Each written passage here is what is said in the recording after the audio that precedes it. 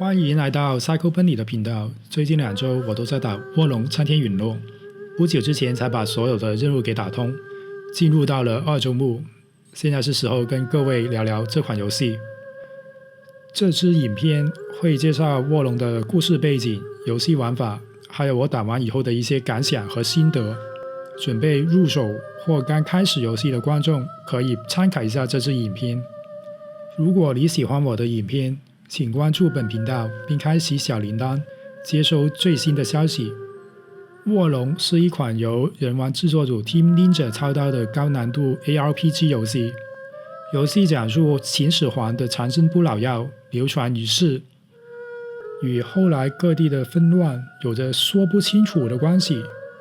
东汉末年，黄巾军作乱，主角身为义勇兵，在对抗黄巾军救下一名蒙面男子的时候被刺杀。蒙面男子利用神秘玉佩的力量复活了主角，这一幕刚好被一名老道士给感应得到。老道士称主角为拥有不死丹田之人。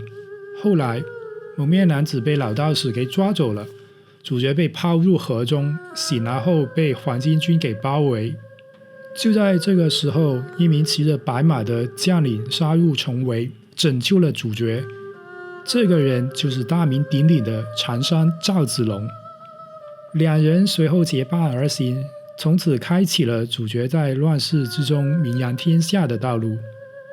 游戏开始的时候，我们可以为角色捏脸，跟人玩2十分的相似，可以克制的东西有很多，不少玩家会在这里花上很多时间。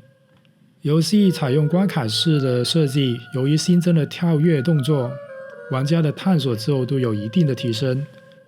画面右上方的雷达显示目的地的方向和敌人的位置，旁边的图示依次代表不屈级别、占领的牙旗和旌旗。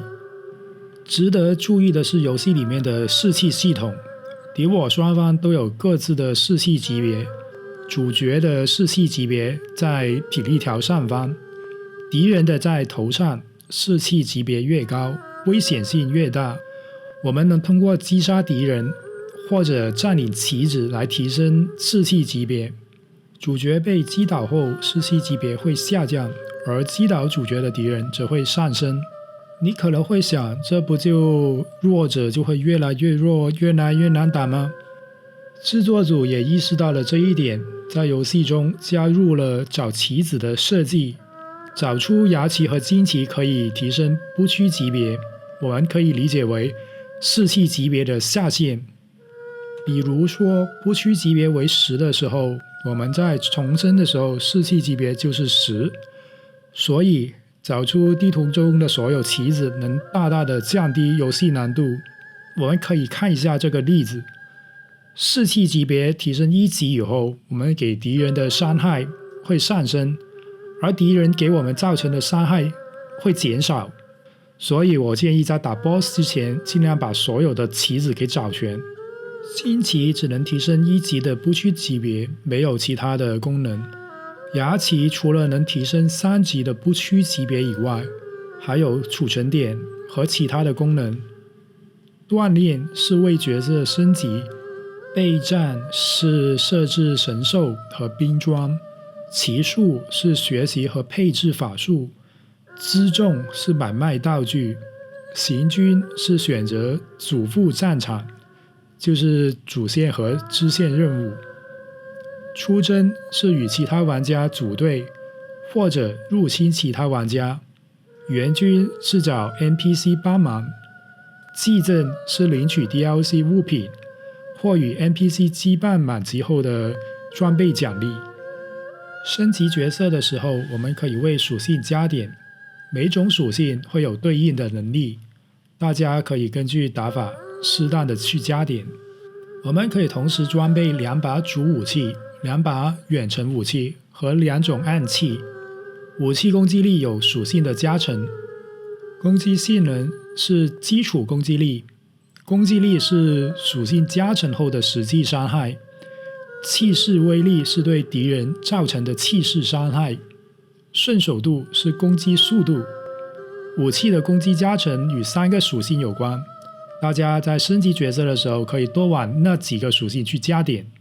稀有度越高的装备词条越多，1星装备只有1个镶嵌孔，而4星的装备则会有4个。某些装备有套装的加成，比如装备一件张飞的万人敌套装，能减少绝技的气势消耗，装备4件的时候会增加绝技的伤害。有一点要注意的是，绝技不是通过加点而学会的，而是跟武器绑定。想要用特定的绝技，只能通过刷宝来解决。装备有重量的限制，会影响敏捷，敏捷越高，气势消耗越少，负气势的恢复速度越快。根据我的测试，敏捷 A 在连续闪躲的时候不会额外的消耗气势，敏捷 C 的时候只能翻滚闪躲。另外，装备重量超过100%的时候是不能化境的，这个需要特别的注意。装备可以在铁匠通过花钱和消耗素材升级，强化是升级武器装备，最多可以升到+9，每一级的能力差异可以很大。镶嵌是改变装备的词条，套装以外的装备的第一个词条是固定的，不能更改。同一装备不能有多于1条同类型的词条，例如我们不能给武器同时镶嵌2条有红色记号的词条。某些特殊宝珠有数量限制，我们需要通过分解装备来获得。最后，饰品是不能强化或镶嵌宝石的，如果我们对饰品的词条不满意，只能通过刷宝来解决了。再来说一下骑术，角色升级的时候，5行骑术点各加1，能否学习某个骑术取决于角色的属性加点，能否发动骑术则与士气级别有关。例如，强防术需要土的2级才能学习，而发动强防术则需要士气级别3才可以。骑术对敌人的效果与5行相克有关，具体来说就是金克木，木克土，土克水，水克火，火克金。在战斗中善用5行相克的特性，说不定能玩出不同的花样，降低游戏难度。战斗方面，卧龙与人王不同，由于没了气条的限制，角色的动作更加的快速，打得更加的爽快。卧龙的战斗有2个特点，第一个是化境，化境就是敌人对我方攻击的瞬间，我们通过按键来解除威胁，对敌人造成气势伤害，恢复自身气势，对部分敌人还能打出硬直的效果。第2个是气势，气势条在生命值的下方，分为正气势和负气势。我们在攻击敌人和化境成功的时候会增加气势，被攻击使用绝技、格挡、翻滚、化境失败和使用骑术则会减少气势。正气势会随着时间减少，是一个鼓励玩家主动进攻，对敌人造成气势伤害的一个机制。负气势满的时候，角色会陷入气绝的状态，不能动弹，要特别的注意。敌人的红眼攻击只能化解，不能格挡。目前我在 PS5 上的游玩时间已经接近40个小时了，在这里可以跟各位说一下我的感想。先说结论吧，我会给卧龙打个8分，值得推荐。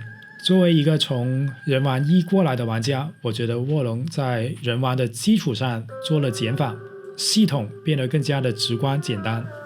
游戏的难度不算很高， BOSS 打几次一般能过，对魂类游戏新手来说是比较友好的。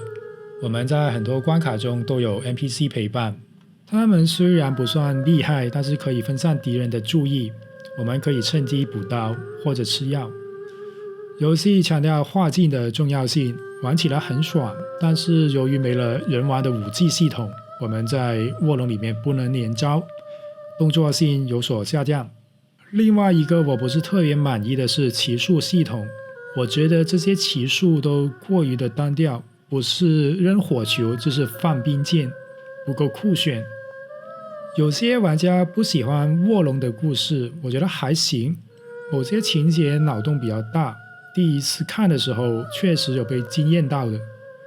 对于一款动作游戏来说，我觉得故事已经十分不错了，我不在这里剧透了，想了解剧情的观众可以观看我的游玩影片。再来是卧龙的多人模式，卧龙允许同时最多3人组队，我在多人模式下有时候会有网路同步的问题，但幸运的是不影响画境的时机，我觉得还可以接受。对我来说，多人模式过于简单，很多时候就是几个人贴着 BOSS 群殴，不是特别有意思。我建议一周目的玩家尽量不要联机，多学习一下敌人的动作和画境时机，这样玩下去会比较有趣。我在游戏中遇到的主要问题主要是帧数不稳和贴图错误。对于一款动作游戏来说，掉帧是一个很大的问题，影响时机判断。这些问题不限于大地图上，在据点也偶有发生。希望 Team Ninja 能尽快的修复这些问题。最后说一下2周目，2周目的游戏流程是跟1周目一模一样的，但敌人会更加的强大。我们会捡到一些5星的装备，有些非套装的装备会有恩宠的加持，配装自由度会有所提升。总的来说，卧龙有着不少缺点，但还算是一款优秀的动作游戏。如果你喜欢魂类游戏，想尝试魂类游戏，或者喜欢三国题材，卧龙应该会很适合你。如果你觉得我的影片对你有帮助，请关注我的频道并开启小铃铛，接收最新的消息。如果有任何的问题或者想法，欢迎在下方留言。我们下次再见，拜拜。